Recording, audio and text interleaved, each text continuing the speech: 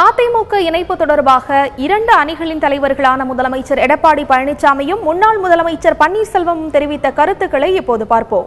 அந்த அணியினுடைய தலைவர் மதுரை விமான நிலையத்திலே நிபந்தனையற்ற பேச்சுவார்த்தைக்கு தயார் என்று அறிவிப்பை கொடுத்தார். எங்களுடைய மூத்த தலைமை கழக நிர்வாகிகள், மூத்த அமைச்சர்கள் ஒன்று கூடி பேசி நாங்களும் நிபந்தனையற்ற ஆதரவு முறையிலே பேச்சுவார்த்தைக்கு தயார் என்று சொல்லுவோம். அவர்களும் ஒரு குழுவை அமைத்தார்கள், நாங்களும் ஒரு குழுவை அமைத்தோம்.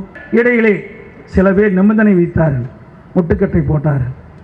அவை எங்களை பொறுத்த வரைக்கும் திறந்த மனதோடு இருக்கின்றோம்.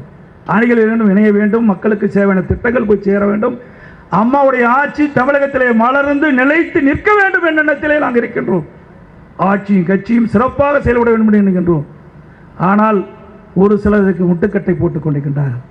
எப்பொழுது பேச்சுவார்த்தைக்கு வந்தாலும் நிபந்தனையற்ற பேச்சுவார்த்தைக்கு வந்தால் நாங்கள் தயாராக இருக்கின்றோம். மக்களின் எண்ணங்களின்படி டிடிவி தினகரை நாங்கள் ஒதுக்கி வைக்கிறோம் என்று சொல்கிறோம். மக்களின் எண்ணங்களின்படி. ஆனால் போன வாரம் என்ன நடந்திருக்கு? என்ன நடந்துச்சு? சட்டமன்ற உறுப்பினர் கூட்டத்தை கூட்டினாங்க, மாவட்ட செயலாளர் கூட்டத்தை கூட்டினாங்க. ஏற்கனவே ஒரு அபிடவிட்டில் கழக பொதுச் செயலாளர் சசிகலா என்றும் துணை பொதுச் செயலாளரும் டிடிவி தினகரன் தான் தேர்தல் ஆணையத்திற்கு அனுப்பியிருக்கிறார்கள் கையெழுத்து போட்டு. மீண்டும் அதை உறுதிப்படுத்துவதற்கு சென்ற வாரம் கழக பொதுச் செயலாளர் சசிகலா, துணை பொதுச் செயலாளர் டிடிவி தினகரன் கூட இப்போ கூட்டாளியா முதலமைச்சர் எடப்பாடி பழனிசாமி அவர் வரை சேர்த்து இப்போ கையெழுத்து வாங்கி இந்திய தேர்தல் கமிஷனுக்கு அனுப்புகிறாங்க. இவர்களை எப்படி நாம் நம்புவது? சேலத்தில் முதலமைச்சர் பேசியிருக்கிறார்,